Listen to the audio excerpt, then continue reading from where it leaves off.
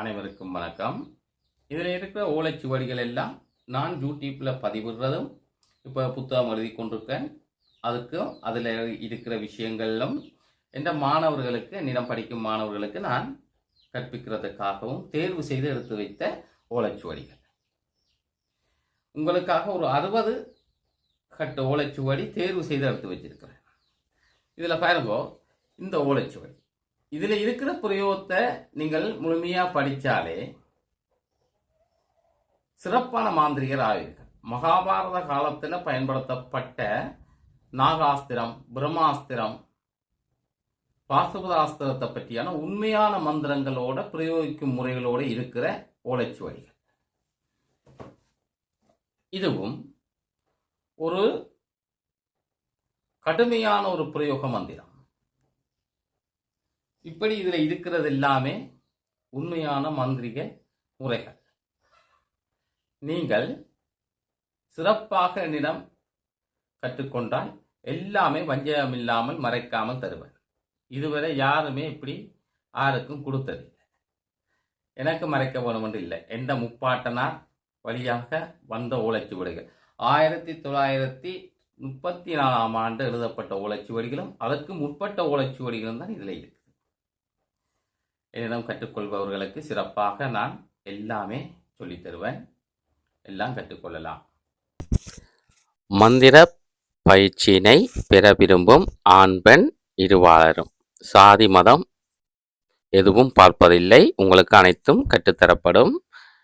நீங்கள் இந்த வீடியோ பதிவினையும் இதுபோல இன்னொரு மந்திர சித்தி உபதேசம் பயிற்சி பெறுவது சம்பந்தமான வீடியோ இருக்கிறது. அதனையும் நீங்கள் நன்றாக பார்த்து உணர்ந்த பின்பு என்னை தொடர்பு கொள்ளுங்கள்.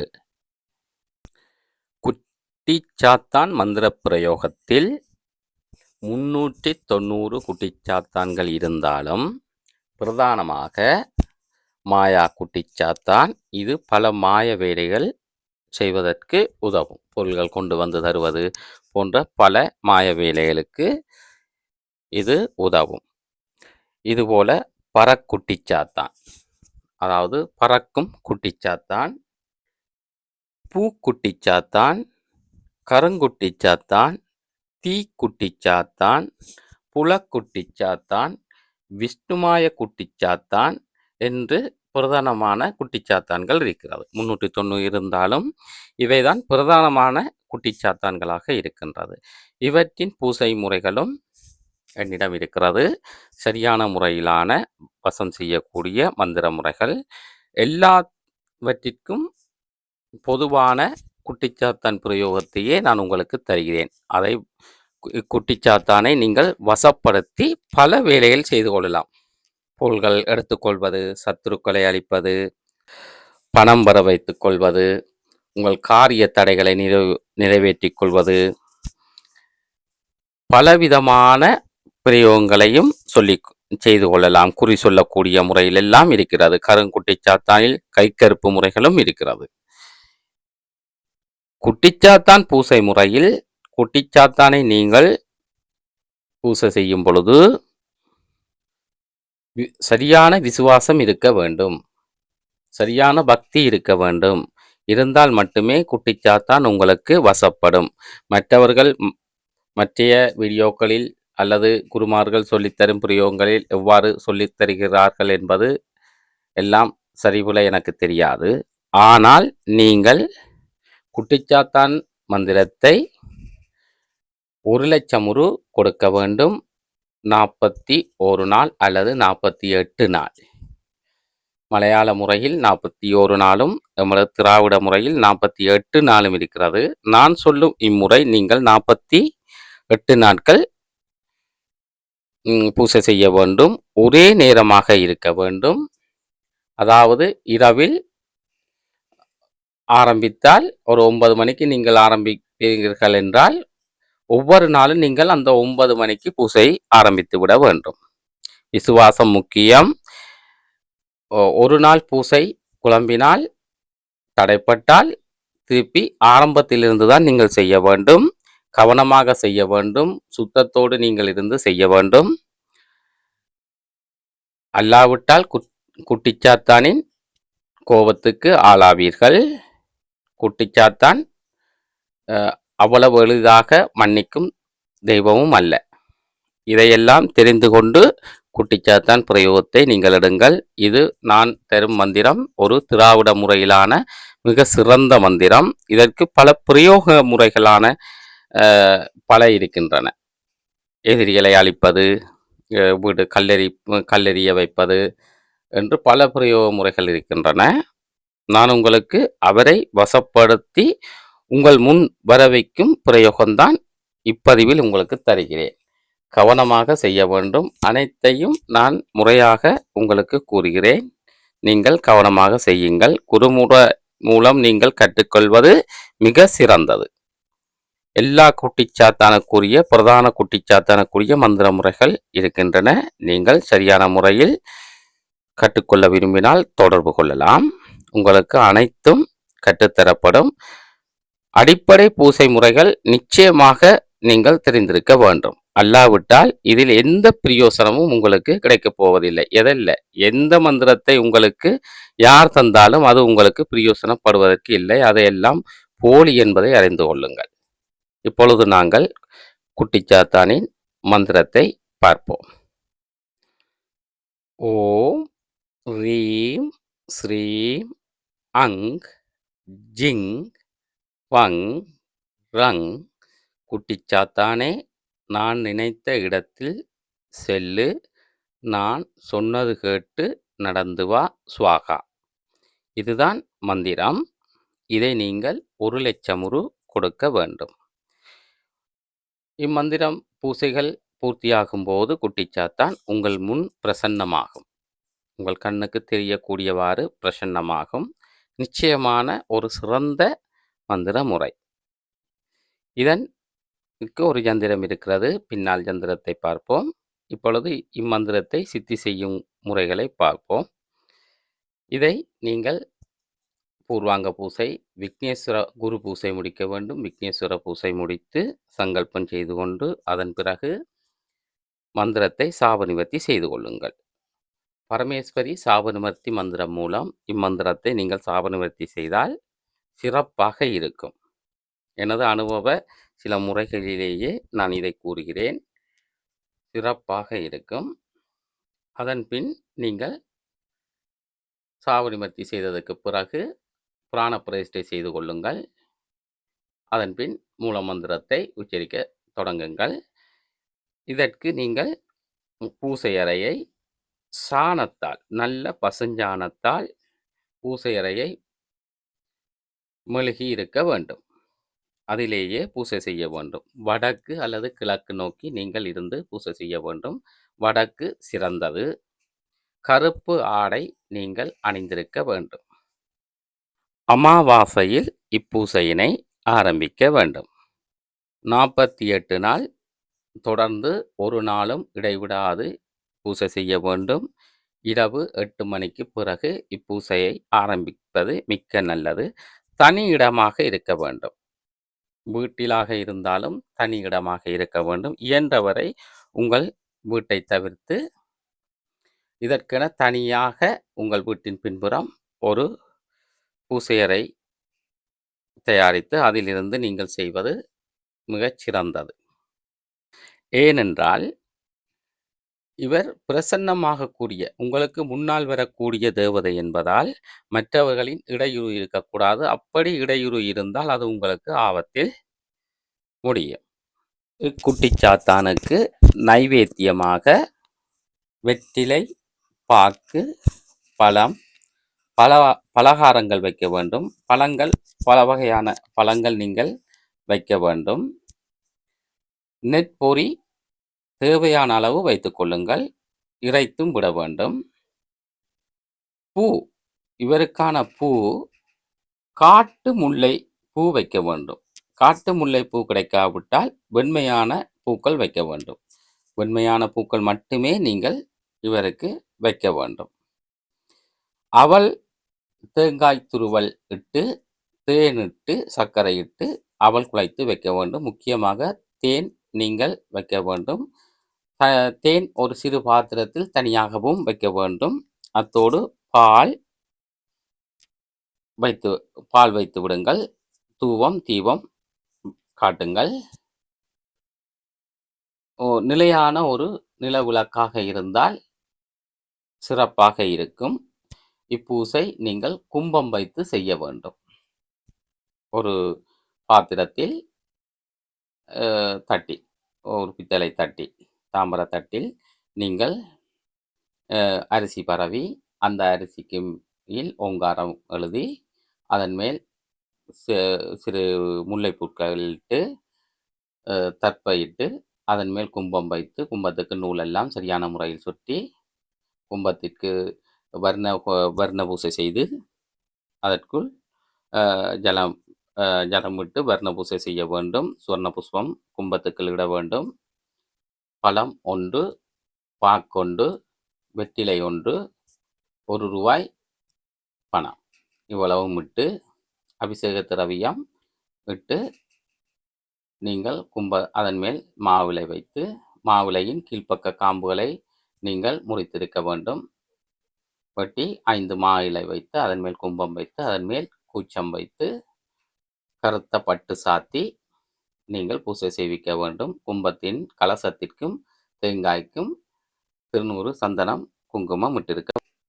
அத்தோடு 5 கைப்பிடி அளவில் ஒரு மந்திரக்கோள் போல ஒன்று செய்து நீங்கள் உங்கள் மடியில் வைத்து கொள்ள வேண்டும். பூசை நேரத்தில் நீங்கள் மந்திர உரு கொடுக்கும் நேரத்தில் அதுபோல செய்து கொள்ள வேண்டும். அத்தோடு புதிதாக உள்ள ஒரு சிறிய மண் பாத்திரத்தில் கல் வைக்க வேண்டும். பூசை முடிந்ததுக்கு பிறகு நீங்கள் அந்த கல்லை அருந்த வேண்டும். இதுதான் முறை. அதுபோலவே நீங்கள் பூசை முடித்ததற்கு பிறகு அந்த கல்லை ஊற்றாமல் நீங்கள் அருந்தியதுக்கு பிறகு அன்றைய பூசையை முடித்து கொள்ள வேண்டும். களிமண்ணினாலே ஒரு குட்டிச்சாத்தான் போன்ற பாவை செய்து அதனையும் பூசையில் வைத்து பிராண பிரதிஷ்டை செய்து கொள்ளுங்கள். யந்திரத்தை நீங்கள் ஒரு தடித்த செப்பு தகட்டில் எழுதி வைத்துக் கொள்ளுங்கள். 48வது நாள் இரவு குட்டிச்சாத்தான் உங்களுக்கு நேரில் பிரசன்னமாகும். அப்பொழுது நீங்கள் உங்கள் மந்திரக்கோலை எடுத்து முன்னால் வைத்தால் அதை எடுத்து மீண்டும் உங்களுக்கு தரும். அது வந்த உடனேயே நீங்கள் நெற்பொறி வைத்திருக்கும் கூடையை எடுத்து அதன் முன்னால் வைத்து அதை இறைத்து விட வேண்டும். உங்கள் மந்திரக்கோலை அது எடுத்து கையில் வைத்து கொண்டு நெற்பொறி எல்லாம் எடுத்து உண்ணும். அதன் பிறகு அது திருப்தி அடைந்ததற்கு பிறகு அந்த மந்திரக்கோலை எடுத்து உங்களிடம் அது நீட்டும். நீங்கள் பயபக்தியோடு அதை வணங்கி பெற்றுக்கொள்ளுங்கள். பெற்றுக்கொண்டு என்னோடு இருந்து நான் கோரும் விடயங்களை எல்லாம் செய்து தர வேண்டும் என்று வணங்கி கேளுங்கள். பக்தியோடும் விசுவாசத்தோடும் இருப்பேன் என்று கூறுங்கள். அது உங்களுக்கு முழு ஆசீர்வாதம் தரும். உங்களுக்கும் குட்டிச்சாத்தானுக்கும் இடையிலே உரையாடல் நிகழும் பொழுது எக்காரணம் கொண்டு பிறிதொருவர் அவ்விடத்திற்கு வரக்கூடாது. இதனால்தான் எப்பொழுதும் நீங்கள் தனியறை அல்லது தனியிடமாக இருந்து செய்வது மிகச் சிறப்பு. நிறைய பல வகைகள் வைத்து விடுங்கள். போதுமான அளவு நிறைய நெற்பொறி வையுங்கள். அவருக்கு பிடித்தது நெற்பொறிதான். இக்குட்டிச்சாத்தான் பிரயோகங்களில் பல வகையான பிரயோகங்கள் இருக்கின்றன. அசைவம் வைத்து படைக்கும் முறை, அசைவமும் சைவமும் வைத்து படைக்கும் முறை என்று பல வகையில் செய்யலாம். சத்துரு சங்காரங்கள் செய்யும் பொழுது நீங்கள் அசைவ முறை வைத்து மது மாமிசம் வைத்து படைத்து செய்யலாம். அதற்கான முறைகளும் இருக்கின்றன. இதுபோல குட்டிச்சாத்தான் போல குட்டிச்சக்தி என்றும் ஒரு பிரயோகம் இருக்கிறது. நிறைய பிரயோகங்கள் இதில் இருக்கின்றன. முக்கியமாக குட்டிச்சாத்தானை ஒரு பிரயோகத்திற்கு நீங்கள் உபயோகித்தால் அடுத்த பிரயோகம் செய்யக்கூடாது. அதை முடிக்கும் வரை நீங்கள் மற்ற பிரயோகம் செய்யக்கூடாது. இதை நினைவில் வைத்துக் கொள்ளுங்கள். இதுதான் குட்டிச்சாத்தான் ஜந்திரம். ஒரு முக்கோணமிட்டு நடுவில் ஓம் என்று எழுதுங்கள். அதன் மேல் ஜிங், ஓமுக்கு கீழே ஜங் வங் ரங் என்று எழுதிக் கொள்ளுங்கள். முக்கோணத்தின் முனைகளில் சூலமிட்டு கொள்ளவும் 3 பக்கமும் எழுதியிருப்பது போல அச்சரத்தை எழுதி கொள்ளுங்கள். இதுதான் குட்டிச்சாத்தான் ஜந்திரம். கொஞ்சம் தடுப்பனான செப்புத்தகட்டில் நீங்கள் இதை எழுதி வைத்து கொள்ள வேண்டும். அல்லாவிட்டால் பஞ்சலோக தகட்டில் எழுதி வைத்துக் கொள்ளலாம். இது நிலையான ஜந்திரம், கவனமாக வைத்துக் கொள்ள வேண்டும். 5 விரல் அளவு ஜந்திரமாக இருந்தால் மிகவும் நல்லது. இதை கும்பத்தில் சரித்து வைத்து விடுங்கள். பிராண பிரதிஷ்டை கும்பத்துக்கு செய்யும் பொழுது இதற்கும் உருவ பொம்மைக்கும் செய்து கொள்ளுங்கள். பிரதிஷ்டை செய்யும் பொழுது உருவ பொம்மையின் கீழ் இஜந்திரத்தை வைக்கலாம். அல்லது நீங்கள் உருவ பொம்மையை பித்தளையில் கூட செய்து அதன் கீழாக பொம்மைக்கு உயிரூட்டி இந்த யந்திரத்தை அதன் கீழ் வைத்து பிரதிஷ்டை செய்து கொள்ளலாம். காலகாலமாக இது உங்களுக்கு பலவிதமான நன்மைகள் செய்யும். நீங்கள் விசுவாசமாக இருக்கும் வரை எக்காரணம் கொண்டும் ஏமாற்று வேலைகள் செய்துவிட வேண்டாம். கோபம் கூடிய தெய்வம். பிறகு உங்கள் தந்திரத்தை அவரிடம் காட்டிக்கொள்ள வேண்டாம். அதற்கு பிறகு மிக பயங்கரமான விளைவுகளை நீங்கள் சந்திக்க நேரிடும். எல்லாவற்றிற்கும் பொதுவான திராவிட பிரயோகம். குட்டிச்சாத்தான் திராவிட ஒரு தெய்வம்தான். அதனால் பொதுவான திராவிட மந்திர முறையை உங்களுக்கு தந்திருக்கிறேன். இத்தோடு இப்பிரயோகத்தை பயன்படுத்தி குட்டிச்சாத்தானை பயன்படுத்தி செய்யும் ஒரு பிரயோக முறையும் தந்திருக்கின்றேன். குட்டிச்சாத்தானை நீங்கள் வசமாக்கியதற்கு பிறகு பிரயோகத்திற்கு எடுக்கும் பொழுது 336 உரு கொடுத்தால் போதும். உங்கள் முன் வந்துவிடும். அல்லது நீங்கள் கோரிய காரியத்தை செய்து தரும். இதனோடு